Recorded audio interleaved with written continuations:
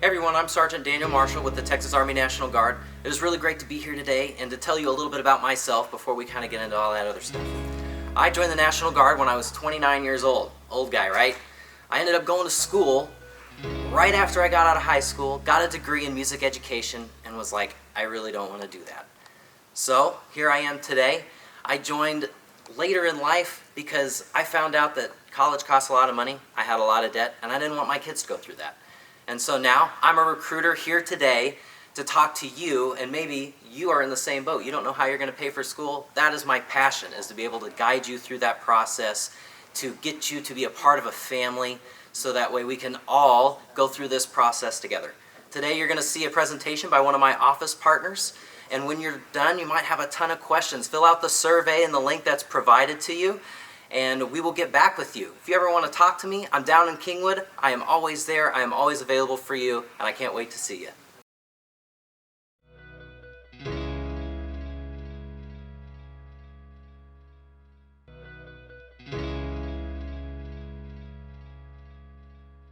Hi, my name is Staff Sergeant Morency. I'm with the Texas Army National Guard, and today we're going to be talking about the Texas Army National Guard. We're going to talk some about our benefits. We're also going to talk about what it means to be in the Guard and a little bit about our history.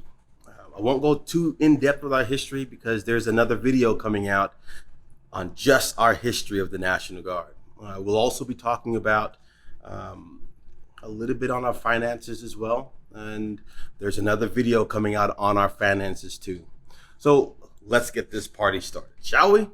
All right, so the National Guard. We are about 384 years old. We are the oldest branch of the military. Believe it or not, we're actually older than the United States.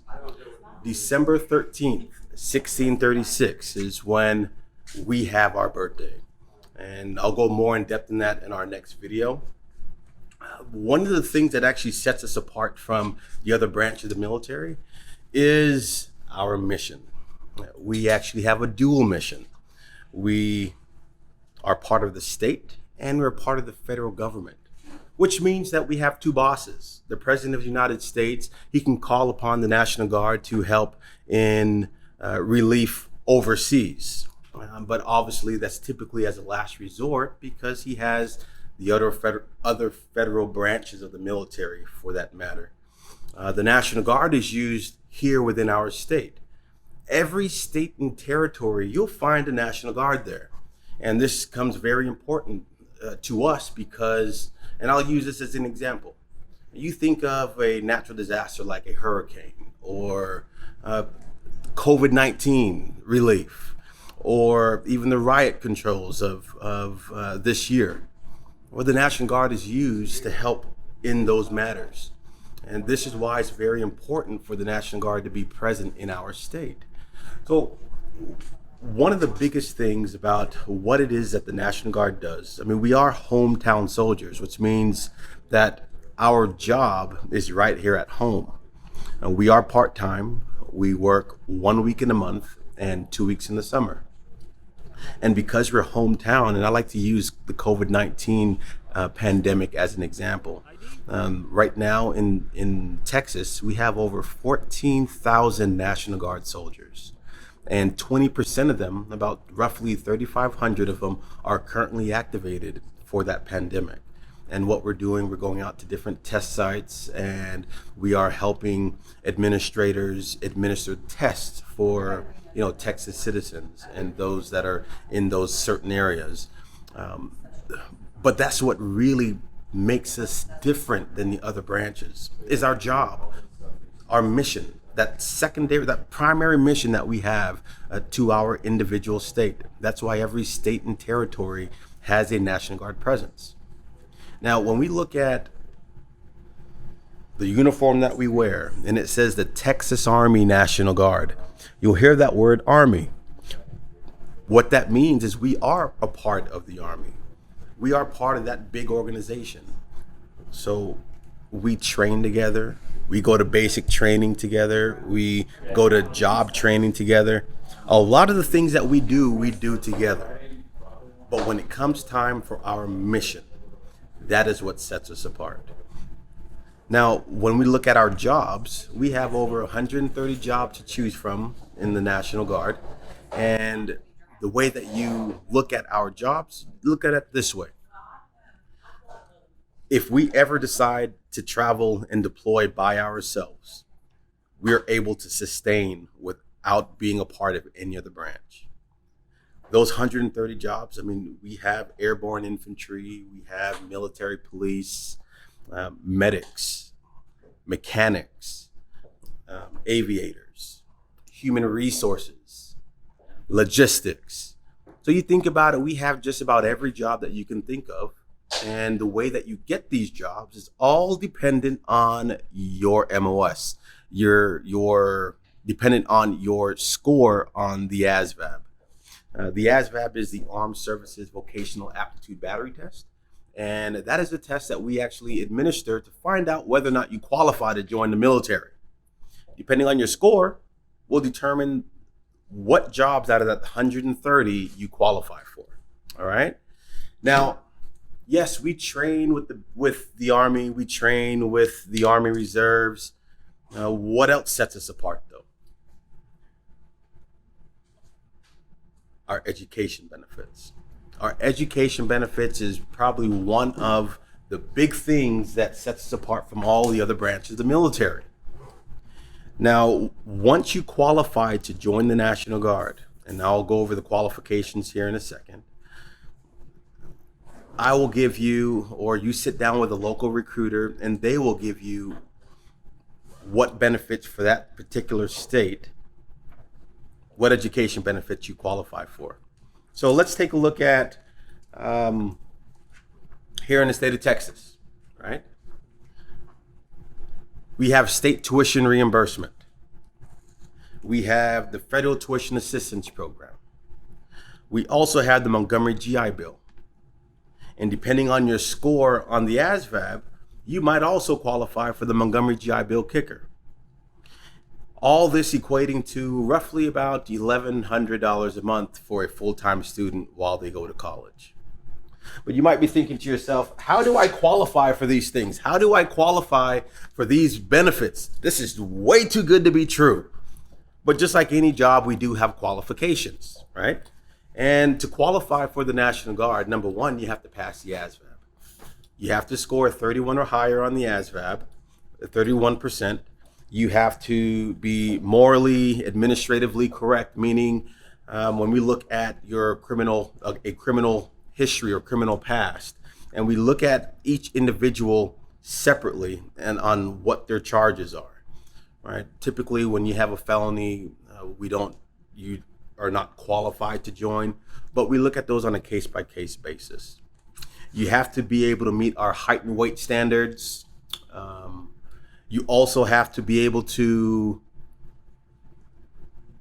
pass our physical fitness test as well. Those height and weight standards are different for everybody, and depending on how tall you are, depending how short you are, depending on your age, all will determine what your body fat percentage is and what your height and weight requirements are. All right. So once you qualify for the National Guard, you'll sit down and we'll take a look at all the benefits that you qualify for. Now, I'd be remiss if I didn't talk about the main reason why most people join the National Guard. And one of the biggest reasons why someone joins the National Guard is for service, right? I mean, there's not too many times where someone can say that, I live in my community, I work in my community, I serve my community, I protect my community. We're part-time. We work 1 week in a month and 2 weeks in the summer. We get full-time benefits though, especially when we look at what it is that we do and what we give you for education. And on top of that, we have other benefits like medical insurance and dental insurance. These are things that are monumentous when we look at the cost of what medical insurance is now within our country. So there are a lot of reasons why people join, but service, I think, is one of the big ones for me, because there's nothing like being able to say that I live, work, go to school, and I protect my community. Now, talking about the insurance, we have people who join the National Guard who know that we have great benefits, know that our insurance, our education benefits are probably the best that they've ever seen. But we have individuals who join the National Guard solely for the purpose of taking advantage of our dental and medical and vision insurance. I know a gentleman who joined the National Guard. He's an attorney, has his own practice, has a family. And during this pandemic, what happens when a family is no longer working? What do you think happens to their insurance? We have individuals that join specifically to take advantage of our insurance. And just to put it into perspective, for an individual who is single, no dependents, meaning they're not married, they don't have any children, their insurance, for their medical insurance, is about $42 a month. Their medical insurance is about $42. Their dental insurance is about $11 or $12 a month. That's less than $55 a month. The gentleman who is an attorney, he has a family. If you decide to take advantage of the medical, dental, and vision insurance, you're going to pay somewhere around $250 a month to cover your entire family. Your entire family. Whether you have one child, or you're just married, or you have 4 children, your insurance is about $250 a month. It doesn't change. So we have people that have full-time careers. We have doctors that have practices. We have instructors who have their own, jiu-jitsu studios. They have families. And what's most important is that you're able to take care of your family. For less than $250 a month, you can take advantage of the medical insurance. And at the same time, those same individuals, knowing that they've been doing this for years, said, you know what, I want to be able to give back to my community, but I also want to do something fun. So that 1 week in a month, they want to step out of their comfort zone and do something out of the ordinary, do something that's different. They want to do something adventurous. They want to do something like jump out of airplanes, blow stuff up. They want to do something different, which I can understand. Can you imagine being a doctor and on the weekend still being a doctor? So that 1 week in a month, they do something fun.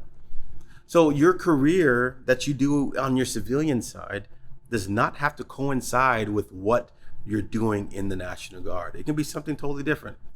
You can live 2 lives if you want to, right? But honestly, it is something different. And that's the one thing that I believe sets the National Guard apart, because you can do all you want to do in your civilian life and still give back to your community and take advantage of the full-time benefits that the National Guard has to offer.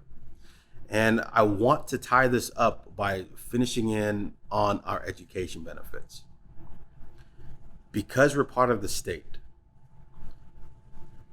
there's no other branch of the military that can say that they get money from the state. This is why we have a lot of people that join the National Guard to take advantage of our education benefits. We get money from the state government. In the state of Texas, we get up to $9,000 a year to help pay for tuition and fees to any public university, any state, school, community college, junior college. We also get money from the federal government. But every branch of the military gets money from the federal government. We're not special in this aspect. We get about $4,000 a year from the federal government. So that's a total of $13,000 a year to pay for your education.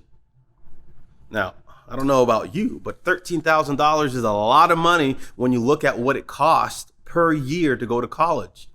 And in the state of Texas alone that I can think of, I don't know of any university that their tuition and fees per year is over $13,000. I think the highest I've ever seen was about $11,500, around $12,000. So $13,000 is a lot of money to help pay for up to 100% of your college tuition. And not to mention the Montgomery GI Bill.